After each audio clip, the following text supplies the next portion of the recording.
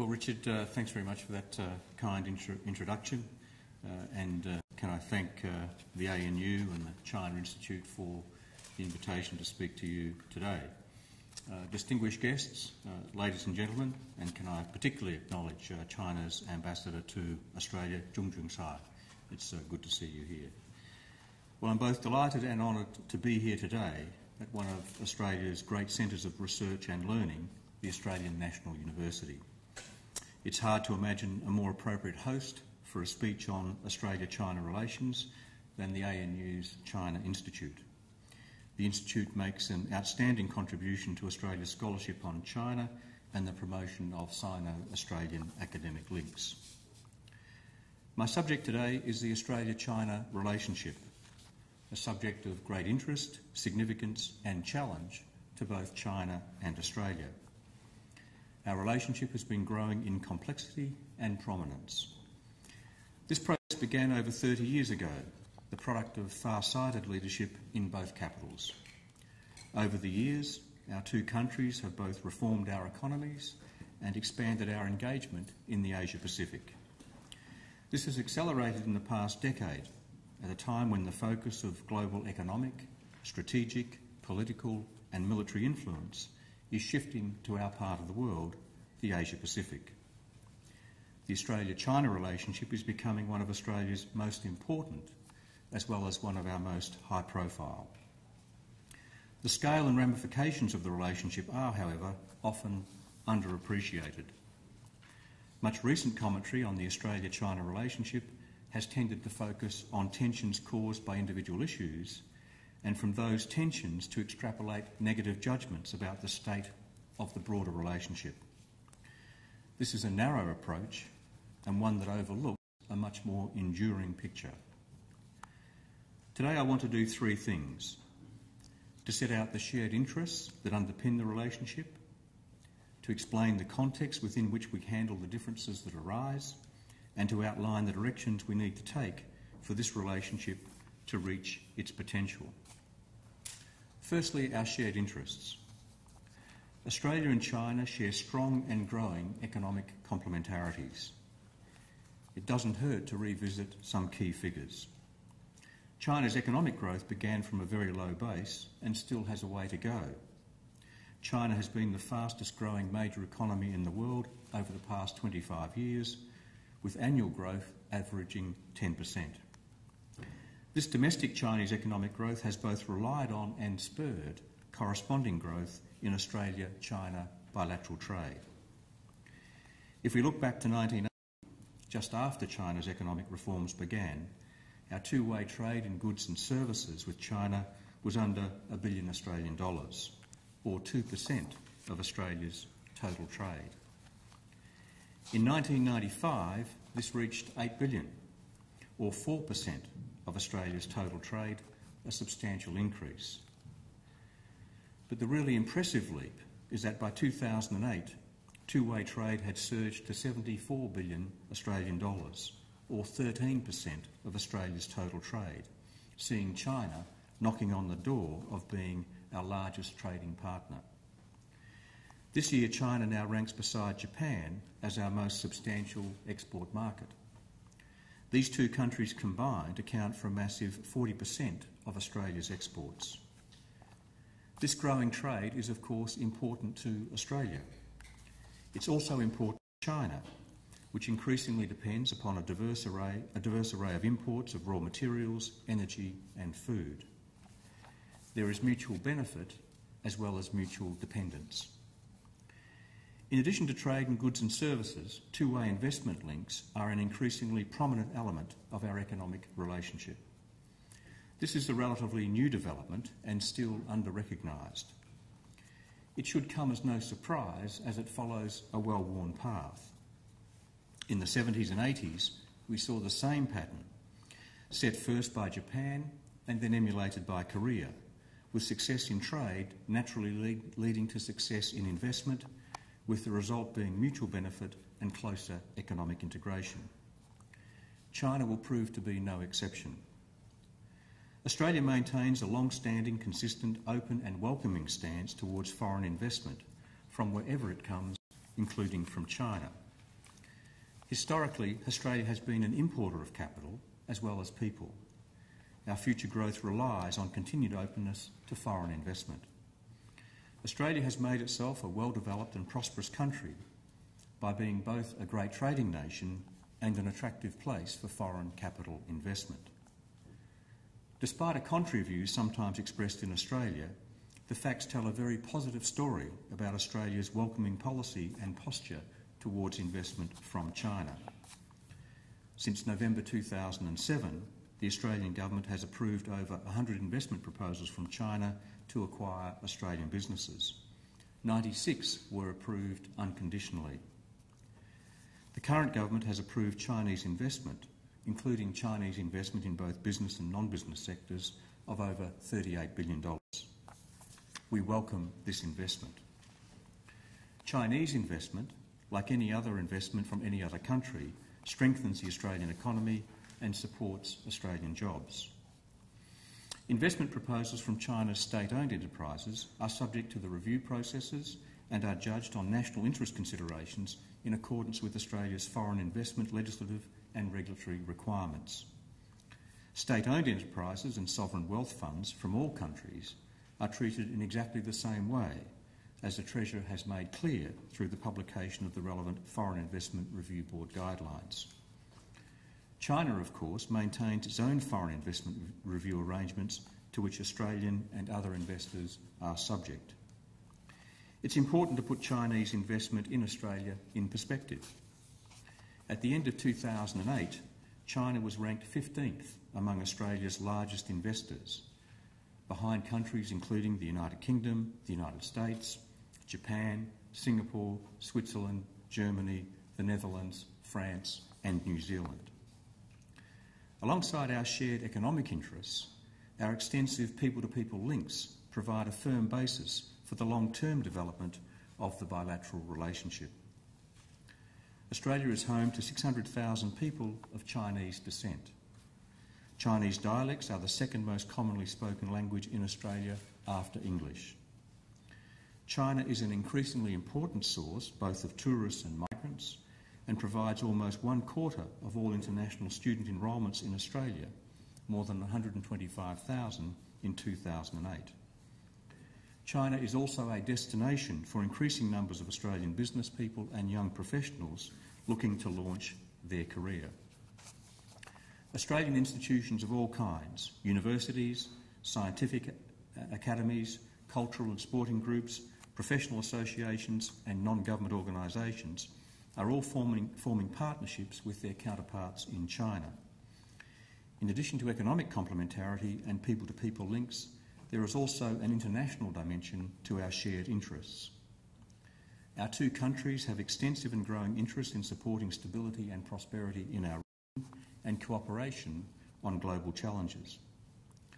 It is hard to think of a single international issue of importance to Australia where China is not a key player on the world stage, from climate change to regional security to the global financial crisis. Australia, for example, has elevated our climate change dialogue with China to ministerial level. The next couple of months is a crucial time for international consideration of climate change issues. My colleague, the Minister for Climate Change and Water, Penny Wong, was in Beijing the week before last for discussions on strengthening bilateral cooperation on climate change and encouraging a good outcome at Copenhagen. Australia is also working very closely with China in the G20.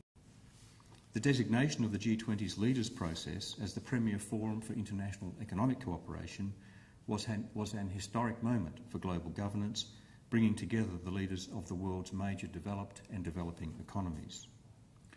On regional security issues, China is a key protagonist, for example, on North Korea and in regional groupings such as the ASEAN Regional Forum. As we know, the international community faces great challenges. Australia and China have a shared interest in working together and with others in the international community to meet these challenges. Let me now set out the policy context or framework within which we approach this important bilateral relationship. The framework has two important elements. First is a frank acknowledgement of the realities of the two sides, the differences that there are or may arise. Second is a strong commitment to manage such differences in a straightforward and constructive way with an eye to the long term. Australia's foreign policy approach to China is absolutely grounded in Australia's national interests and reflects Australia's values and virtues. It recognises that we have different histories, different societies and different political systems, as well as differences of views on important issues. These differences saw less attention in the past when our relationship was less well developed and our contacts more limited. But now that our two countries are dealing more with each other, these differences are much more noticeable and much more scrutinised than in the past. We have to manage them calmly and appropriately. Australia is a robust parliamentary democracy. Our system of government requires public debate and spirited disagreements in order that policy alternatives can be weighed up, decisions reached and public views formed, not just by governments or parliaments, but by the Australian people.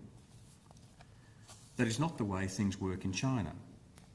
There is, of course, considerable policy debate in China, but it is not often played out in the open. As a rule, China places greater priority on public unity and consensus. When public disagreement occurs, it is generally regarded with much more seriousness than is the case in Australia, where it is often regarded as a healthy and positive aspect of policy making. When a view is reported in the official media in China, it is invariably seen as a reflection of national policy. This is an important difference, and both sides have a responsibility to respond in a calm and measured way to such public debate or media coverage. While we recognise such realities, we should not concentrate on them to a point where they distort an appreciation of the broader relationship. The important point is that notwithstanding such differences, both Australia and China are firmly committed to a productive and mutually beneficial relationship. This has been underpinned for more than 3 decades by Australia's early recognition of the People's Republic of China by the Whitlam government in 1972, at a time when it was not necessarily fashionable to do so. This recognition also came with the adoption of a One China policy, a commitment which has been adhered to consistently on a bipartisan basis through 4 changes of government and 6 prime ministers. While recently this bipartisanship may have appeared tenuous to some, it is demonstrably in Australia's national interest that it continues. Australia welcomes a similar level of political commitment from China. On the 3rd of September this year, China's Foreign Ministry spokesperson, Ms Jiang Yu, said that a sound Australia relationship was, and I quote, in the fundamental interests of both countries and required efforts from both sides respecting and taking into consideration each other's interests and concerns. She added that we, and I quote, should properly handle sensitive issues and safeguard the overall interests of bilateral cooperation through practical steps. China's ambassador to Australia, Zhang Zhongxi, whom I again acknowledge, said on the 3rd of September, and I quote, we should follow the principles of mutual respect, equality and mutual benefit, seek common ground while shelving differences. Australia agrees with this sentiment. The challenge, as always, is in managing aspects of the relationship where our interests, values or concerns pull in contrary directions. There will be tensions and difficulties from time to time. These will arise whether Australia or China or both like it or not. One such issue is the detention of Stern Hu. This is primarily now a consular case, but it inevitably raised questions for Australian and other international companies doing business in China. Australia has asked that the case be dealt with in an expeditious manner consistent with Chinese law and procedures. In accordance with our bilateral consular agreement, Australian officials have undertaken 5 consular visits to Mr Hu. Another prominent issue has been the visit of Rabia Kadir to Australia recently. This was a private visit, yet very controversial from China's perspective. The Australian government explained that we fully understood China's concern over recent violence in the Western provinces and threats to its territorial integrity. We also made clear the fact that Ms Kadir's visit did not imply endorsement of her political views. There are also controversies about the Defence White Paper, Chinese foreign investment and Australia's comments on human rights in China. Some of the commentary on this debate has been ill-founded, but differing views on some issues can neither be denied nor wished away. The real question is how we deal with them when they occur. Like so much in life or in foreign policy, it is often not what happens, but how we respond to what happens that is essential. Sometimes these issues are played out in private. More regularly, and often unfortunately from both Australia's and China's perspective, they are played out in public. When it is most effective, Australia's concerns are raised in private in a direct fashion. Whenever it is appropriate to do so, the Australian government will express its positions publicly. Often this will occur because of Australian media interest and the need to respond to such interest in a society like Australia's. Over time, there can be a process of adjustment when the interests of each side do not coincide. On others, we will simply agree to disagree. Australia is clear-eyed, not starry-eyed, in its assessment of China and its view of the bilateral relationship. We recognise the significant economic and social progress that has been made in China on many fronts and look forward to its continuation. At the same time, we recognise the challenges that lie ahead for China's development, including environmental and population pressures, and other areas of interest to the Australian community, such as strengthening the rule of law and protection of human rights. We therefore welcome the increased high-level engagement and cooperation that is taking place at a political level, as well as the growing interdependence of our two economies. We also welcome the burgeoning contacts between our peoples and the benefits that these bring to both our societies. We welcome the opportunities to work constructively with China on issues of regional and international importance. We look forward with confidence to China's further development and full participation in the global community.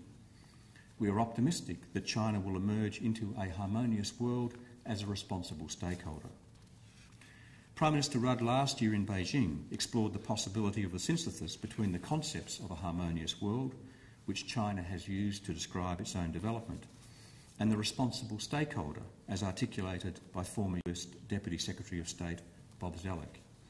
As the Prime Minister said then, and I quote, "The idea of a harmonious world depends on China being a participant in a world order and, along with others, acting in accordance with the rules of that order.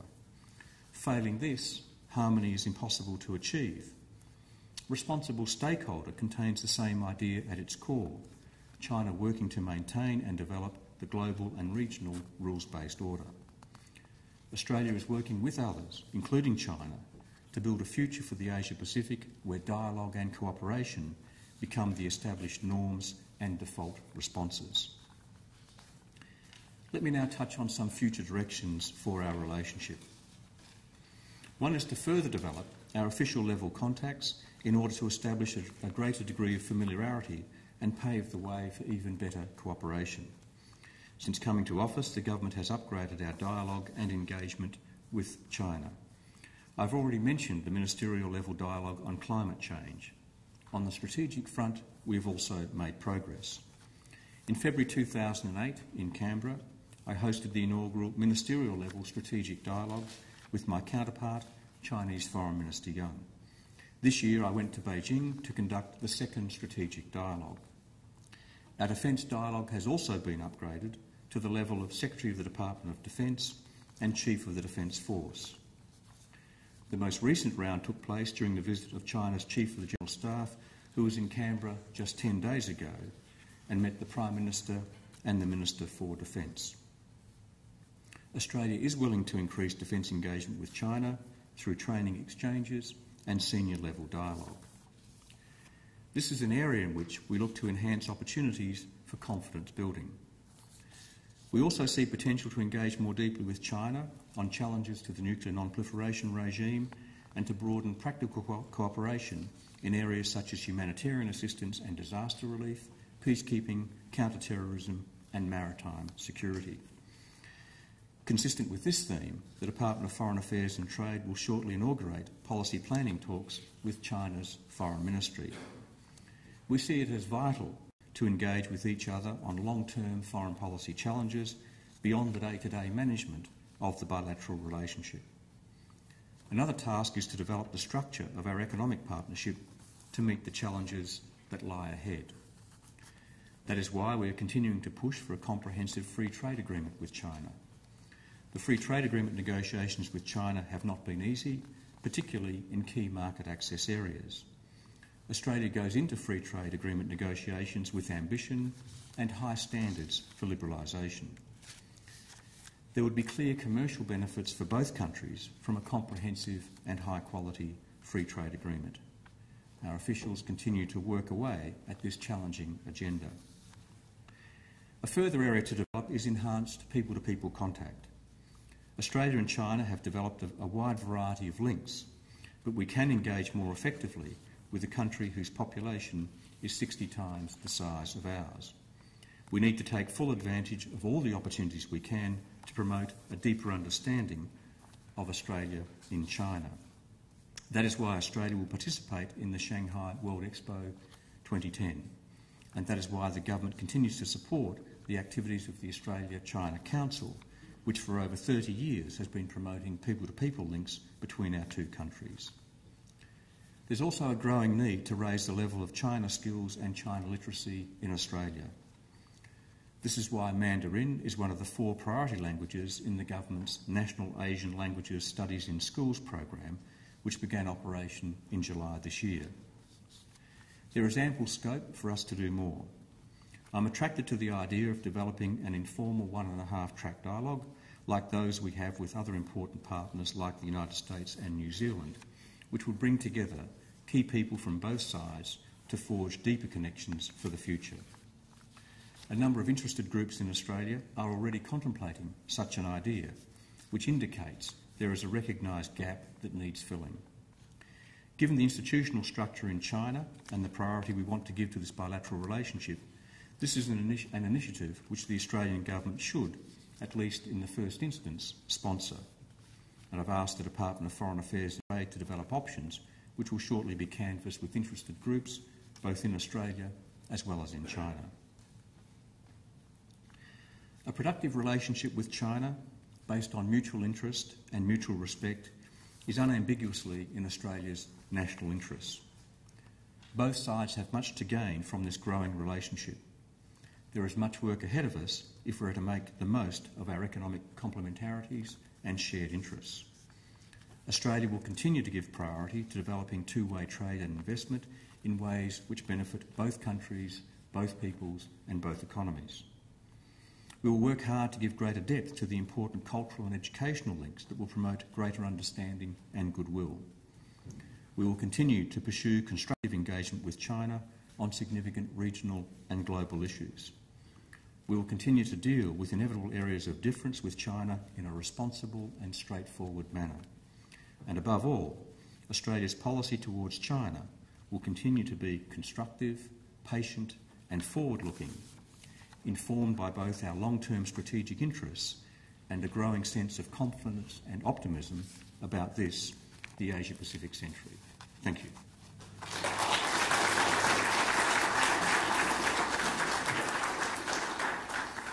Thank you very much, Minister, for that speech, which I think very nicely covered both the more longer-term strategic aspects of the relationship, but didn't shy away from some of the more immediate issues and problems we've been having. Questions from the floor?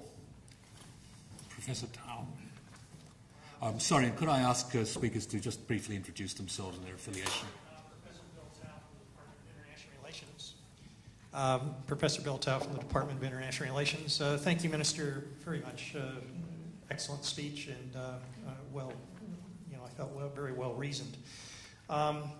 Asia-Pacific community, and I'm wondering what your perceptions are in terms of what progress, if any, the Chinese and the Australians have in reaching some type of modus vivendi or concord in terms of organizing multilateral security dialogues under that particular framework or related frameworks? Thank you.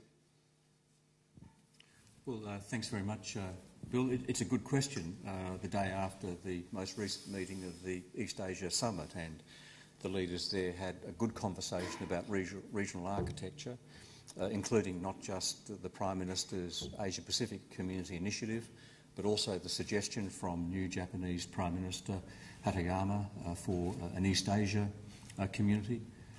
And we welcome this very much. The Asia-Pacific Community Initiative, which the Prime Minister launched in April of last year, essentially set or struck the following scene. This is the century of the Asia-Pacific. Economic, political, strategic significance is moving to our part of the world. What's the reason for that? It's not just the rise of China, it's the rise of China, the rise of India, the rise of the ASEAN economies combined, and the ongoing presence and power of the United States, both economic and strategic.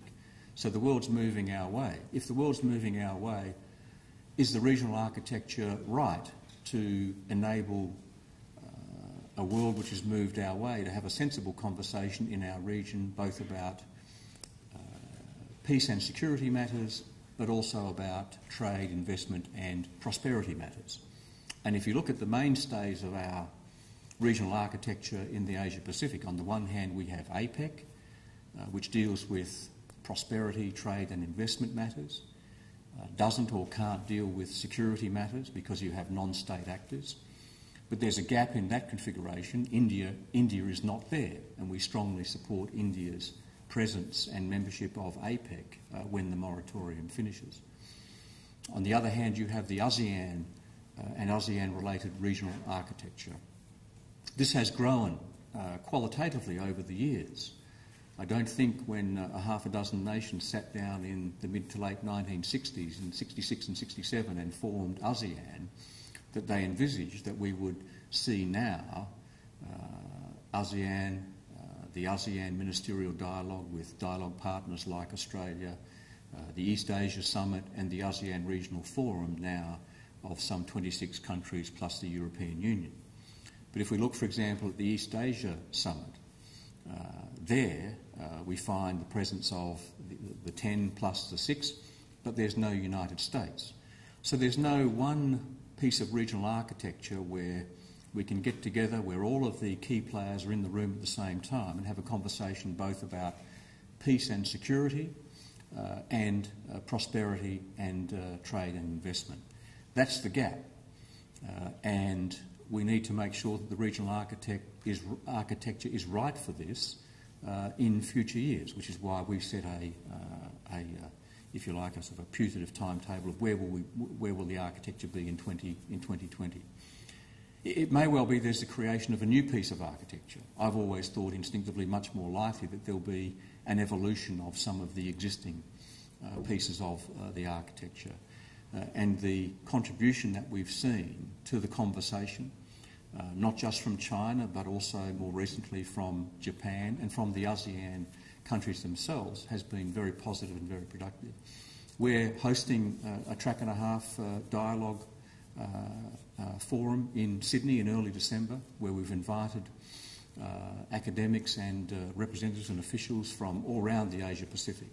And we think this will be, again, a very positive step forward, a positive contribution to the debate. But we've welcomed very much that it's not just the Prime Minister's APC initiatives, but also other suggestions within our region, which is now causing not just Australia, not just China, but our region generally to start to focus on the architecture and its viability and utility for the future as we inexorably move to an Asia-Pacific century where economic, security, strategic, political influence is much more prominent in this century than it has been in the past. Thank you. Before I ask for any more questions, I actually want to ask one myself, so I'll take this opportunity to do so, because it flows on somewhat from what you've just said. It's axiomatic that it's the US-China relationship that sets the broad parameters for Australia's strategic environment. I don't think anybody would deny that. Some observers think that sooner or later Australia is going to be put in the position where it has to choose between the two. It's a possibility, but I don't think it's an inevitability personally. And I think actually Australia's been quite good at walking both sides of that particular street. What I would add to that, though, is it seems to me that at least potentially a better developed, even richer, stronger Australia-China relationship, rather than detracting from our relationship with the United States, can actually also serve to make that stronger as well. And I'd just be interested in, is that me just being naive, or what do you think about it? Well, Richard, I know you well enough to know that you would never be naive, and I also know you well enough to know that any question you ask would not be a naive question. It might set a trap for a naive player, but and I like very much that you jealously guard to the China Institute the first right of questions, and jealously guard that even more exclusively to yourself. I very much admire this. But your starting point is correct that in very many respects the United States-China bilateral relationship will be the most significant bilateral relationship in the course of the first half of this century. But I also think your optimism at the end of your question is also right. My analysis is this, that the most significant bilateral relationship for the first part of this century will be the United States-China bilateral relationship. And it's absolutely essential, not just to China and the United States, but to our region and to the international community, that that's a positive, constructive and harmonious relationship. That won't, however, be the only relationship which is of significance or importance. Everyone sees the rise of China. Not enough people see the rise of India. And so my own view is that you can, I think, hazard a guess that in the course of the first half of this century, that a significantly important emerging bilateral relationship will be the China-India bilateral relationship, but also the United States-India bilateral relationship. So this is not going to be a world of just one or two countries. India also a country of 1 billion people on the rise.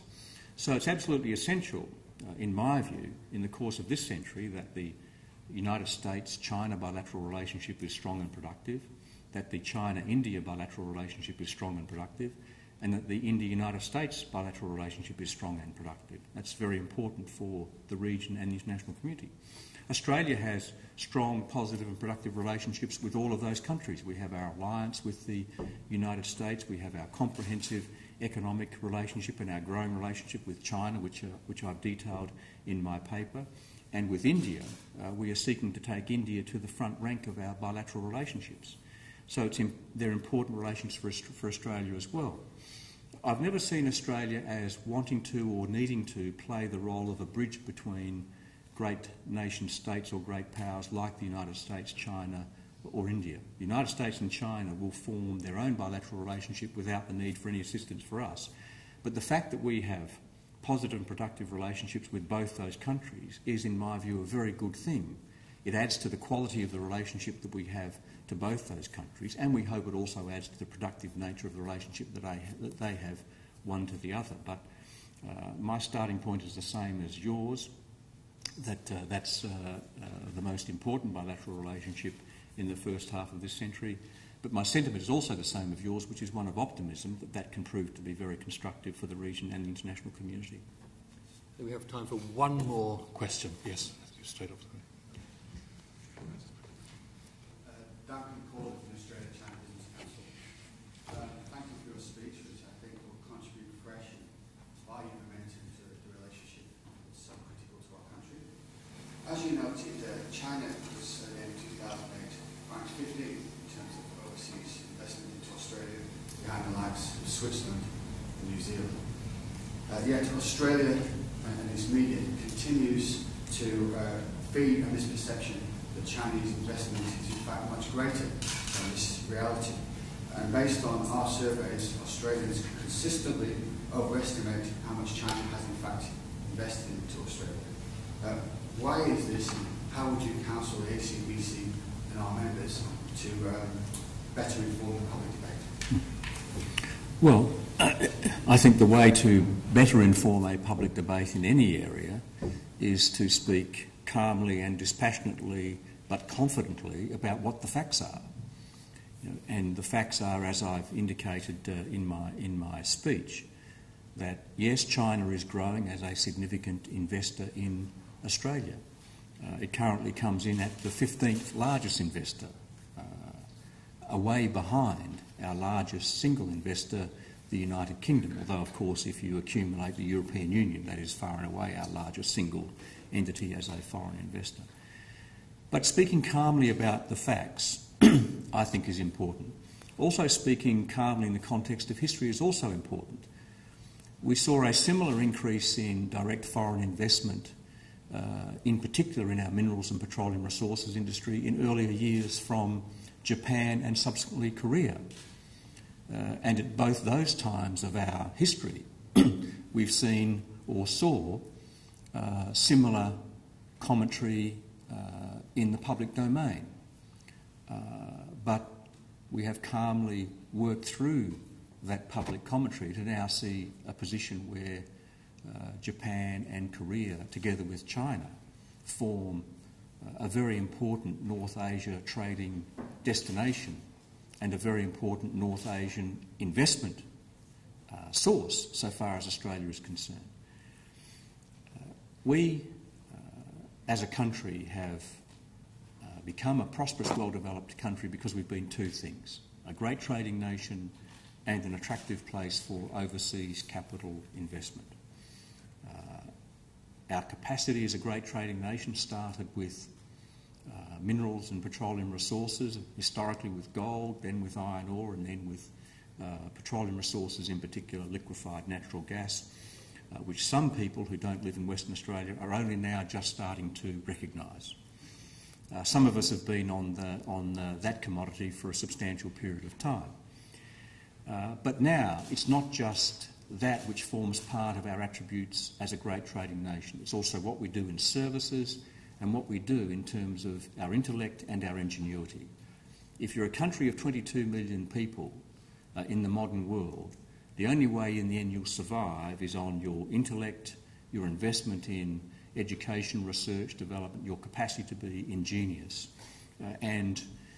Even in our minerals resources exports, for example iron ore, the reason our iron ore exports are competitive is not because of the way we dig up the iron ore, but because of the most sophisticated computerised railway line we have, which brings them from the inland deposits to the coast and makes it therefore a competitive export industry.